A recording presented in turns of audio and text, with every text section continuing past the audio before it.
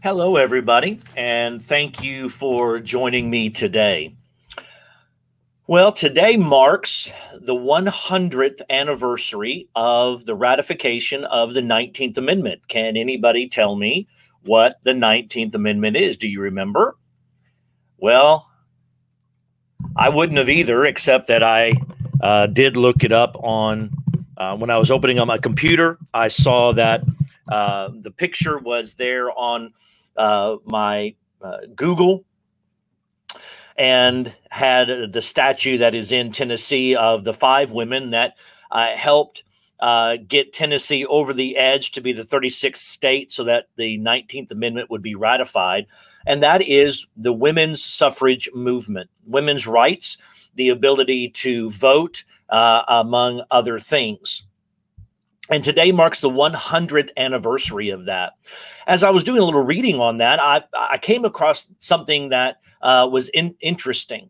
And honestly, it was even 72 years before that when the movement actually started, with people like Elizabeth Cady Stanton and Lucretia Mott as they began to pursue different rights, to pursue more rights, to pursue freedoms that were enjoyed by other people, but were not enjoyed by them. They were supposed to focus on mothering, housekeeping, cleaning, birthing, raising kids, and all these other things. And they were not able to enjoy the freedoms that were enjoyed by their male counterparts. And so they began to organize and put together things at the Seneca Falls Convention, where Elizabeth Cady Stanton actually lived. And as they began to gain traction, as they began to move forward, even Susan B. Anthony, well-known activist at the time, got into the fray and began to make a name, and a movement began. Unfortunately, the Civil War came into play, and as the Civil War came into play, this kind of took a back seat. But there's something here that I want us to be aware of. There's something here that I want us to consider, because I think in the eastern parts of our world, and we, everything is, geographically according to where America is. But the reality is, if you look at the East versus the West, and we live here in the West, there's a difference in the way that generation to generations will live. And I think that this is a phenomenon that has really come out of a post-World War II abundance and prosperity that our country gained. And we have forgotten even the biblical concept of living for the legacy, not the luxury. Now, what does that mean? What do I mean by living for the legacy instead of living for the luxury? Here's what I mean by that. I think oftentimes when we live our lives today, we live to better ourselves. Now, I remember my dad talking about his dad, and I remember how he would say that Grandpa would tell him, "I'm doing all that I can so that you can have a better life." And I remember my dad telling me, "We're doing the best we can, and we want to make sure that you have it better than we did." Now, what that's doing is they were living for a legacy. They were living for the next generation, not their own generation. And yes, while they were trying to climb the corporate ladder and they were trying to move forward and move up and do all these things, their mind was always looking ahead to say, I want to create a moment in history. I want to create an opportunity for those that come behind me more than I want to create an opportunity just for myself. And this is what I see in these women as they were leading this, because here's why. Stanton and Mott and Anthony were not around when we actually passed it. What they did is they started a movement that they never saw to completion. They did not see it to the end. They did not see and enjoy the rights that are enjoyed today. But because they lived for the legacy and not the luxury, they suffered through and they powered through, and they sacrificed themselves so that we today, not me, but women today, could enjoy what they could not enjoy. They didn't have the luxury, but they left a legacy. And I think this is a critical component that we miss oftentimes in the West. And I will confess to you that at times, I deal with this as well. This is something we all deal with because we've been raised and trained, especially if you're 50 and under, as I am. I got, 30 days left. I don't have 30 days left. I have 27 days left. Anyway, 50 and under, we've been raised in a time and a culture and a moment that says it's all about you. Live for you. Live for self. Make sure that, number one, make sure that you are taken care of. And if others are taken care of in the process, that's okay. But do not sacrifice yourself for somebody else. And that is opposite of what we see in history. And it's opposite of even what we see praised in biblical history. And so we need to wrestle with this a little bit. We need to deal with this. How do we live for the legacy and not for the luxury? Well, let's begin with asking ourselves, why should I do that? Well, first of all, we see historically that this is happening. Today just brings to mind and bears that we are a result of somebody else who lived for the legacy and not the luxury. Mott, Stanton, Anthony, they did not see it come through, but they worked extremely hard to see it happen. So the question comes, what am I doing that is more for the next generation than myself? Because it's important. This is the history. This is the legacy that has been left to us. The question is, what am I going to do with what I have been given? We don't need to just spend it frivolously. No, I'm not talking about money. I'm talking about legacy. I'm talking about spending a legacy when we need to invest in the next generation as it was invested for us. Yes, pull off a portion that you need.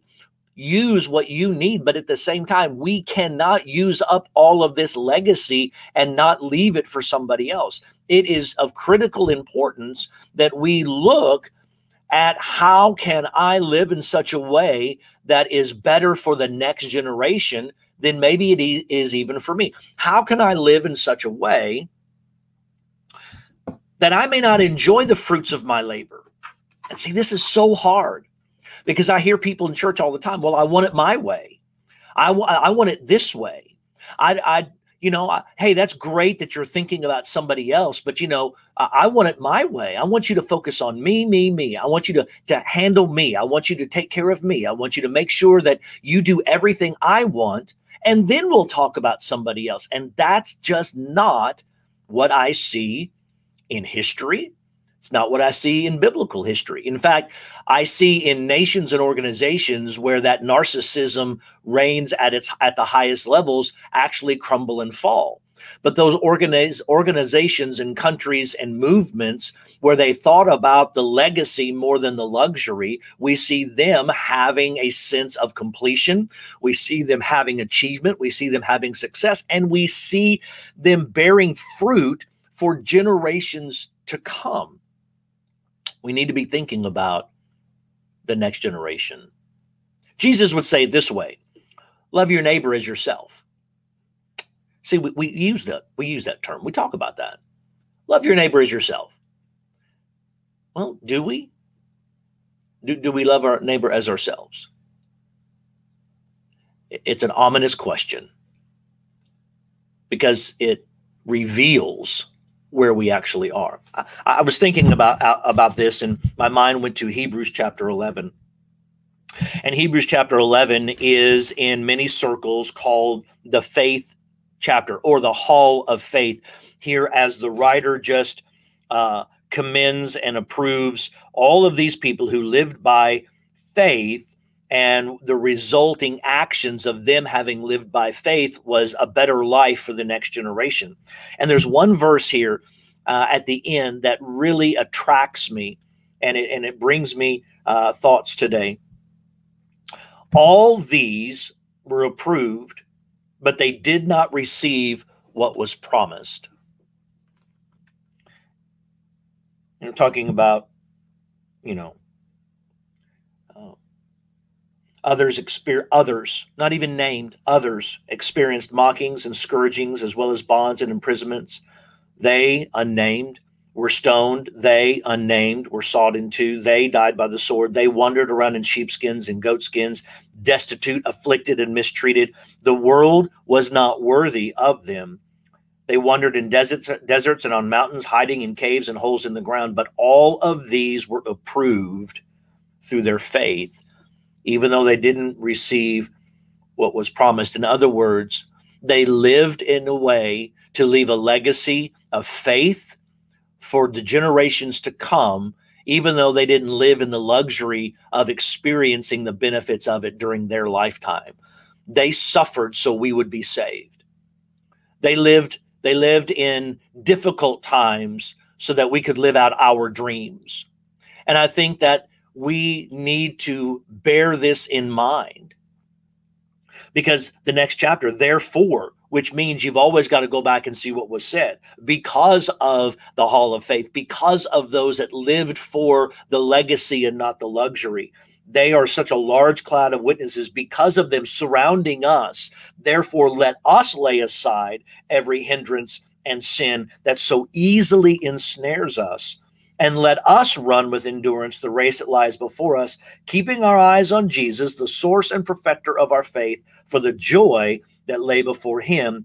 Look what he did. He endured the cross, despising the shame, and sat down at the right hand of the throne of God. From history to scripture, what we see are people who live for the legacy and not live for the luxury. What I see today is just the opposite. I see it in our world today. People want to live for themselves without any care or concern about the next generation. But wait, I also see it in the church. I see it in the church. I see generations and I see people that care more about their luxury than the legacy that we're leaving. We've got to be real careful that we don't mess this up. Let's be careful that we don't stop the process. Let's be careful that in our desire to have a better life, that we don't forsake the next generation. Let's be careful. We are called to live for the legacy. What that means is we need to be thinking about others first. Many of you may have heard the old, it's cliche, the old acronym of JOY, J-O-Y. Jesus, others, yourself. See, Yaj doesn't make any sense. You, others, Jesus. That doesn't make any sense, but joy makes a lot of sense. Jesus, others, you. Why? Because your joy comes when you get that right.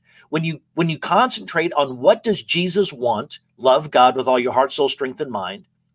When you focus on others, love your neighbor as yourself. And then you think about yourself. When we do that, then we start to live for the legacy and not just for the luxury. Let us, in these moments, even in these weird, difficult moments of COVID and all this other junk that we're having to deal with, and let's consider, how can I live in such a way that leaves a legacy for the next generation? How can I leave anything for the next generation? How can I stop considering what I want and start considering what others may need? And see, this is the difficulty. I like my class where it is. I like my worship where it is. I like. And we have a lot of people that like to share a lot of opinions about what they like, but we're not concerned about the dead and dying and going to hell that are in the community around us. We have to live. The church is called to live for the legacy, not the luxury. We have been given luxuries in our life, but that doesn't mean that we should focus on them. We are to focus on the legacy. How can I love who's coming next? How can I leave something of value, of faith for them? How can I reach them and leave this legacy for them? We live in complicated times. We live in a time and a moment where the Judeo-Christian value system is not what is adhered to by the majority of America. Christianity is not adhered to by the majority of America. Yes, many people will claim Christianity, but that doesn't make it so. Just because I can quack like a duck and I can waddle like a duck, it doesn't make me a duck. Okay. And just because somebody can claim Christianity and they can plaster scriptures all over their Facebook wall or Twitter wall or TikTok doesn't make them a Christian. And so we have to understand that just because people will say that, oh, hey, yeah, I go to such and such church.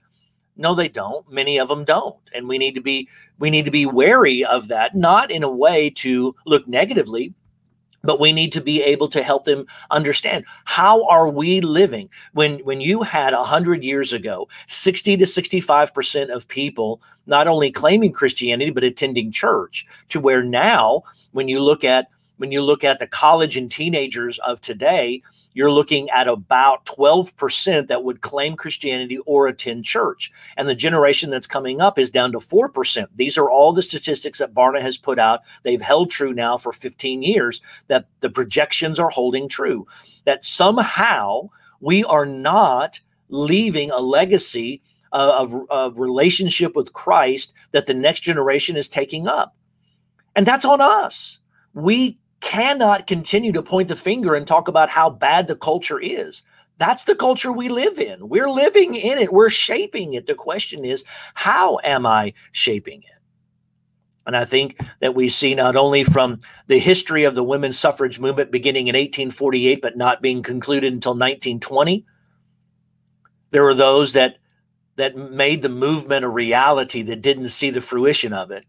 In the same way we see in Hebrews 11, many people, unnamed people, that lived their faithful life, but didn't see the fruits of that the other generations would see. Jesus would come and he would be rejected and he would die.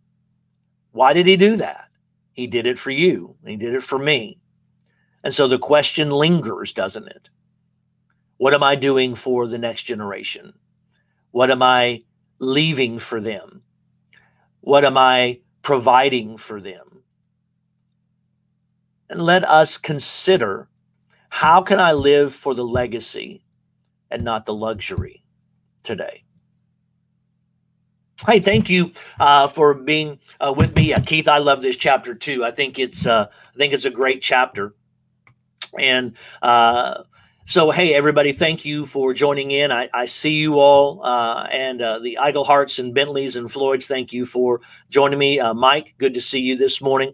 Thank you guys for joining in.